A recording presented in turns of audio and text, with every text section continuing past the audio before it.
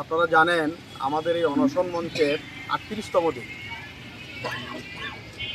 এই ৩৮তম দিনে এসে আমরা রাজ্য প্রশাসনের প্রতি, বিশেষ করে শিক্ষা দপ্তর এবং রাজ্যের ক্যাবিনেট সুপ্রিমোর প্রতি স্পষ্ট করে বলে দিতে চাই, আপনারা বিগত ২২ তারিখে যে ডায়লগে বসেছেন লিগ্যাল অ্যাডভাইজারদের সাথে, মাননীয় মুখ্যমন্ত্রী মহোদয় সবিশেষ অবগত হয়েছেন যে আমরা এতদিন যে দাবি করে আসছিলাম যে আদালতের রায়ে আমাদের চাকরি যায়নি, সেটা ১০০% সত্য এবং আরটিআই মূলেও সেটা প্রমাণিত হয়েছে। এবং সেই সাথে আমি এই ত্রিপুরা রাজ্যের যিনি আইন এবং শিক্ষা দপ্তরের মাননীয় মন্ত্রী মহোদয় রয়েছেন, উনাকে বিশেষ করে শ্রদ্ধার সাথে স্মরণ করিয়ে দিতে চাই। উনি বিভিন্ন সবাই বলে থাকেন যে তারা এখন আমার ডিপার্টমেন্টে নাই, তবুও আমি ওদের জন্য চেষ্টা করছি, এই করছি ওই করছি। আমি উনাকে আপনাদের মাধ্যমে স্পষ্ট করে স্মরণ করিয়ে দিতে চাই যে মহোদয়, আপনি ভুলে গেলে চলবে না। আপনি শিক্ষামন্ত্রী হওয়ার সাথে সাথে এই রাজ্যের আইনমন্ত্রীও রয়েছেন বটে। আপনি এই ১০,৩২৩কে আইনগতভাবে টার্মিনেট করার কোনো কাগজ আপনার ডিপার্টমেন্ট এখনও দিতে পারে নাই। যতদিন আপনার ডিপার্টমেন্ট হয়তো আমাদেরকে বিদ্যালয়ে অ্যাবজর্ব করে নেবে, অন্যথায় আমাদেরকে প্রত্যেককে ইন্ডিভিজুয়াল টার্মিনেশন না দিতে পারবে, আপনি এইভাবে তারা আমার ডিপার্টমেন্টে নেই এইভাবে বলে দায়িত্ব এড়িয়ে আপনি দায়িত্ব থেকে অব্যাহতি পাবেন না। আপনাকে স্পষ্ট করে বলতে চাই, আপনি সরকারের সাথে সমন্বয় করে এই ৩০ তারিখের মধ্যে আমার প্রদীপবাবু যেটা বলেছেন যে প্রশাসনের তরফ থেকে যে সরকারের অবস্থান যেন স্পষ্ট করা হয়, অন্যথায় এই ১০,৩২৩ যে নির্হারা বাঁধন ছাড়া যদি এমন কোনো বিক্ষিপ্ত আন্দোলন এই ত্রিপুরা রাজ্যে শুরু করে যার ফলে গোটা ত্রিপুরা রাজ্যের প্রশাসনিক অস্থিরতা সৃষ্টি হয় এবং আইন শৃঙ্খলার অবনতি হয়, সেইটার জন্য আপনারা কিন্তু ১০০% দায়ী থাকবেন। কারণ ১০,৩২৩ হারানোর মতো আর কিছু নেই। আমরা আমাদের আইনসঙ্গত বৈধ দাবি নিয়ে আমরা ৩৮ দিন ধরে এই অনশন মঞ্চে আমরা বসে আছি। আপনাদের কানে এখনও জোর এঁকছে না যে আপনারা একটুকু এখানে এসে যে কথা বলবেন, সেইটুকু আপনারা যে ধৈর্য দেখাতে পারছেন না। তো এইটা গোটা ত্রিপুরা রাজ্যের জন্য এবং গণতন্ত্রের জন্য একটা অভিশাপ। এই অভিশাপ থেকে আপনারা অচিরেই যেন মুক্ত করেন ত্রিপুরাবাসীকে এবং এটার জন্য যথোপযুক্ত ব্যবস্থা নিয়ে ৩০ তারিখের মধ্যে যেন আপনারা আপনাদের অবস্থান স্পষ্ট করেন। এবং মাননীয় শিক্ষামন্ত্রী মহোদয়, বিশেষ করে আপনি যেইভাবে হোক আপনি এইভাবে দায়িত্ব এড়িয়ে চলতে পারবেন না।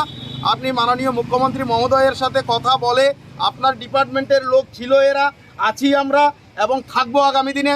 আপনি আপনার ডিপার্টমেন্টের যদি ভালো চান, আপনি ১০,৩২৩ যদি ভালো চান, আপনি ত্রিপুরা রাজ্যের আগামী দিনের আইন শৃঙ্খলার অবনতি না হোক, প্রশাসনিক অস্থিরতা সৃষ্টি না হোক, এই রকমটা যদি আপনি কামনা করেন, তাহলে অতি সত্বর আপনি সমন্বয় সাধন করে এর যথাবিহিত ব্যবস্থা নেওয়ার আপনি চেষ্টা করবেন। এবং সেই সাথে মাননীয় মুখ্যমন্ত্রী মহোদয়কে বলতে চাই, আপনি এখন পর্যন্ত ১০০% অবগত হয়েছেন যে আমরা কোনো অন্যায় আবদার করছি না, অন্যায় দাবি নিয়ে আমরা বলছি না। আমাদের দাবি ১০০% ন্যায়সঙ্গত এবং আইনসঙ্গত এবং বৈধ। সুতরাং এত কাল বিলম্ব কেন? রাজ্যের বিভিন্ন বিদ্যালয়গুলিতে ছাত্ররা শিক্ষকের অভাবে ঢুকছে এবং রাস্তায় বসে আন্দোলন করছে। আমরা বিদ্যালয়ে যাওয়ার জন্য রাস্তায় বসে আন্দোলন করছি, ছাত্ররা শিক্ষক পাচ্ছেন না, শিক্ষকরা বিদ্যালয় পাচ্ছে না। এই কি নৈরাজ্য সৃষ্টি হয়ে আছে ত্রিপুরা রাজ্যে? আপনি অতি সত্বর এই নৈরাজ্য থেকে ত্রিপুরা রাজ্যকে মুক্ত করবেন এবং বিদ্যালয়গুলিকে সুচালু করার জন্য আমাদেরকে যথাসম্ভব খুব তাড়াতাড়ি বিদ্যালয়মুখী করবেন। কারণ আইনে সেটা একদম স্পষ্ট জলের মতো পরিষ্কার হয়ে গেছে যে ৯,৮৬১ জনের বিরুদ্ধে কোনো রকমের চার্জ নেই। আপনি উইদাউট এনি হেজিটেশন একটা মেমোরেন্ডামের মাধ্যমে এদেরকে বিদ্যালয়ে পাঠিয়ে দিতে পারেন। বাকি যেটা ৪৬২ জন যাদের বিরুদ্ধে কেস হয়েছে, ওদের ক্ষেত্রে আপনাকে একটুখানি কাজ করতে হবে। সেটা হলো এই ৫৮টা রিট পিটিশনকে আপনি মূল্যায়ন করে কোনটাতে পলিসি চ্যালেঞ্জ হয়েছে, কোনটাতে হয়নি। মাত্র ৪৫ জন লোকের পলিসি চ্যালেঞ্জ হয়েছে। এই ৪৫ জনকে বাদ দিয়ে বাকিদেরকেও বিদ্যালয়ে তুরন্ত আপনি পাঠাতে পারেন। এই ৪৫ জনের জন্য যেটা বলা হয়েছে ১২৭ নম্বর প্যারা ২১৭ নম্বর পেজে, সেইটার মূল্যায়ন করে ওদেরকেও আপনি বিহিত করতে পারেন। আপনারা গোটা ভারতবর্ষে এখনও পর্যন্ত সরকারের অনেক সিদ্ধান্ত এরকম আদালত দ্বারা ভুল প্রমাণিত হয়েছে, বাতিল হয়েছে, কিন্তু কোথাও কি দেখতে পেয়েছেন যারা ওই নিয়োগ নীতিতে চাকরি পেয়েছে, যাদের প্রতি কোনো রকমের অন্যায় কোর্ট প্রমাণ করতে পারেনি, অসৎ উপায় কোর্ট প্রমাণ করতে পারেনি, এই রকম লোককে কোর্ট কোনোভাবে টার্মিনেট করেছে, এমন কোনো নজির এই গোটা ভারতবর্ষে নেই। সুতরাং এই 10,323-এর জন্য কেন আপনারা এত ন্যাক্কারজনক দৃষ্টিতে দেখছেন? তো সুতরাং এইটাকে অতি তাড়াতাড়ি যে আইনকে আইনের জায়গায় রেখে আইন এবং সংবিধানকে মান্যতা দিয়ে কোর্টের জাজমেন্টের সঠিক মূল্যায়নের মাধ্যমে আমাদের এই সমস্যা নিরসন করে এই 30 তারিখের মধ্যে আপনারা আপনাদের অবস্থান স্পষ্ট করবেন। অন্যথায় এই 10,323 এই গোটা ত্রিপুরা রাজ্যে যদি পুরো প্রশাসনিক অস্থিরতা সৃষ্টি করে, এমন কোনো আন্দোলন করে, যদি মানুষের জনজীবন অস্তব্যস্ত হয়, যদি বিদ্যালয়গুলি যদি সঠিক পরিচালনার বিক্ষিপ্ত হয়, এটার জন্য কিন্তু আপনারা দায়ী থাকবেন। এইটুকু।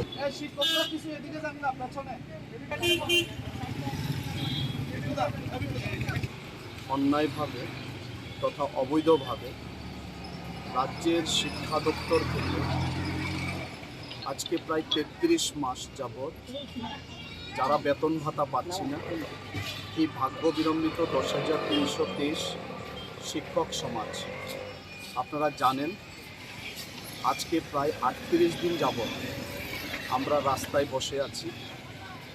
দুর্ভাগ্য হলেও এটাই বাস্তব সত্য, আজকের দিন পর্যন্ত রাজ্য প্রশাসনের পক্ষ থেকে তথা রাজ্য ক্যাবিনেটের পক্ষ থেকে আমাদের কাছে এখনো পর্যন্ত কেউ আসেননি, বা রাজ্য ক্যাবিনেটের পক্ষ থেকে কোনো আমাদের প্রতি কোনো আশার বাণী কেউ আমাদেরকে শোনাননি।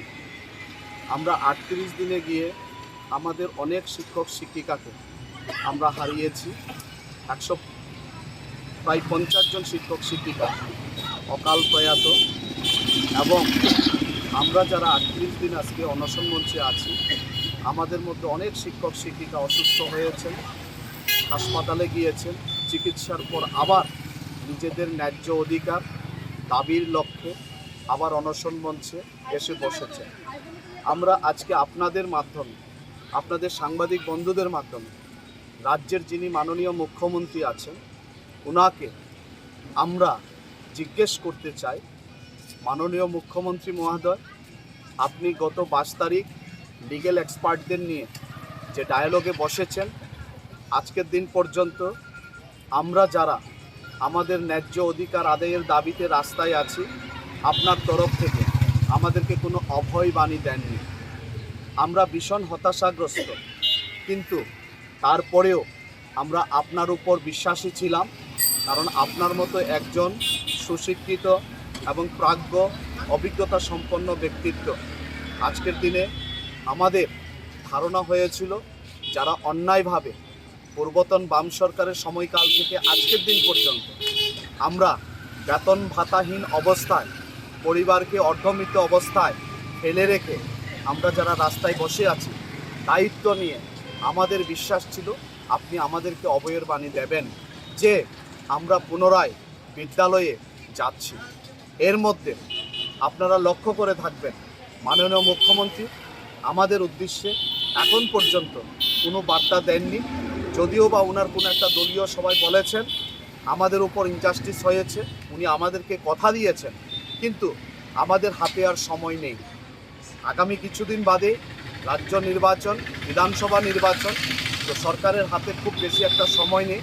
সেই কারণে আমরা অনশন মঞ্চ থেকে মাননীয় মুখ্যমন্ত্রীকে বলতে চাই, এখনও পর্যন্ত আমরা আপনার উপর যে বিশ্বাস নিয়ে বসে আছি, আগামী 30 তারিখের মধ্যে আপনি অন্তত গঠনমূলক দৃষ্টিভঙ্গিতে আমাদের উপর যে ইনজাস্টিসটা হয়েছে আপনি তার সুবিচার দেবেন।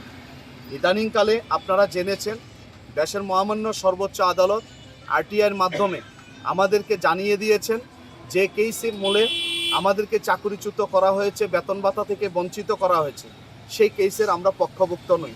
শুধু তাই না, গত 2 দিন আগে আপনারা দেখেছেন দেশের মহামান্য সর্বোচ্চ আদালত এই আরটিআইকে প্রাধান্য দিয়ে এবং বিচার ব্যবস্থার একমাত্র প্রধান হাতিয়ার হিসাবেই সুপ্রিম কোর্ট ডাইরেকশন দিয়েছেন। সেখানে দেশের মহামান্য সর্বোচ্চ আদালতে যেমন আরটিআই পোর্টাল খোলা হয়েছে, তৎসঙ্গে বিভিন্ন রাজ্যের উচ্চ আদালতগুলিতেও এই আরটিআই পোর্টাল খোলার জন্য উনি সেখানে মত ব্যক্ত করেছেন। সাংবিধানিক বেঞ্চে গত দুদিন আগেই আমরা এই আরটিআই পোর্টালের কথা জানতে পেরেছি এবং এই 2022 সালে আমরা অধিকাংশ শিক্ষক শিক্ষিকারা দেশের মহামান্য সর্বোচ্চ আদালতের মাধ্যমে জানতে পেরেছি যে আমরা তন্ময়নাথ ভার্সেস স্টেট অফ ত্রিপুরা যে মামলাটা ছিল সেই মামলার পক্ষভুক্ত নয়।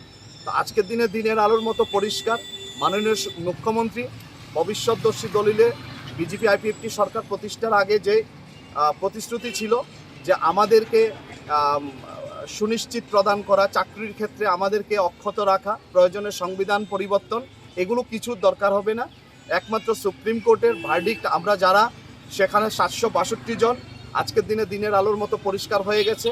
বাকি 9861 জন শিক্ষক শিক্ষিকাকে আমাদেরকে বাঁচানোর জন্য কোর্ট তৎকালীন সময় বিধান রেখেছিল, কিন্তু সেটাকে অপব্যাখ্যা হয়েছে। আর পাশাপাশি 462 জন শিক্ষক শিক্ষিকা তাদেরকে জাজমেন্টের 127 নম্বর প্যারাতে প্রসপেক্টিভ এফেক্ট দিয়ে বাঁচানোর জন্য সেখানে ডাইরেকশন দিয়েছে কোর্ট। তো স্বাভাবিকভাবে আমরা বলবো অনশন মঞ্চ থেকে আপনারা আগামী 30 তারিখের মধ্যে আমাদেরকে পুনরায় বিদ্যালয়ে পাঠানোর ব্যবস্থা করুন। আর যদি আপনারা বিদ্যালয়ে না পাঠানোর ব্যবস্থা করেন এবং আমাদেরকে যদি আপনারা আশ্বস্ত না করেন এবং আপনাদের পক্ষ থেকে যদি আমাদেরকে বিদ্যালয়ে পাঠানোর জন্য কোনো ব্যবস্থা না করেন, তবে আমাদের শিক্ষক শিক্ষিকারা আগামী দিন যদি কোনো প্রকার বিক্ষিপ্ত আন্দোলনে এবং গোটা রাজ্যের জনজীবনের উপরে যদি কোনো প্রকারের সেখানে বিধ্বস্তমূলক বা জনগণের স্বাভাবিক জীবনযাত্রার উপরে বিঘ্নতা সৃষ্টি করে এমন কোনো আন্দোলন যদি আমাদের শিক্ষক শিক্ষিকারা হাতে নেয়, তার জন্য দায়ী কিন্তু রাজ্য সরকার থাকবে। নমস্কার। কী ধরনের আন্দোলন হতে পারে? দেখুন, আমরা এখন পর্যন্ত যে গণতান্ত্রিক পদ্ধতিতে আন্দোলনের সর্বোচ্চ পর্যায়ে আমরা এই আমরণ অনশন মঞ্চ আমরা প্রায় 38 দিন যাবৎ চালিয়ে যাচ্ছি। এখনও একটা আশা রেখে কিন্তু আগামী 30 তারিখ পর্যন্ত আমাদের এই মঞ্চ চলবে।